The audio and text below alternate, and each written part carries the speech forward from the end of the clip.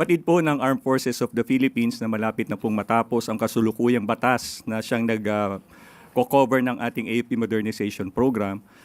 Ngunit meron po itong prosesong pagdadaanan sa gawi po ng Armed Forces of the Philippines. Kami po ay handa, nagbibigay po kami ng technical advice sa Department of National Defense at iba pa pong kagawaran ng ehekutibo at legislatura dahil kailangan po ito ng batas.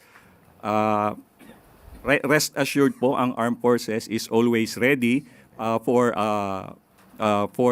with our proposals po para sa anumang pong pagbabago o pagpapabuti pa ng susunod na AFP Modernization Program. Thank you po. Sir, sa dami pong banta sa regional security, sapat po ba ang ginagawa ng AFP para kumbinsihin ang Kongreso na pabilisin po ang bagong modernization law? Sa nangyayari po ngayon, palagay ko po ay sapat.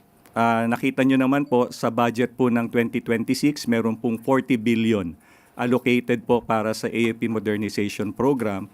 Bukod pa po dito yung pong 50 billion na unprogrammed para po sa modernization. So sa katanungan nyo po kung sapat, dahil nag-a-action po ang ating mga mambabatas, sa palagay ko po sapat.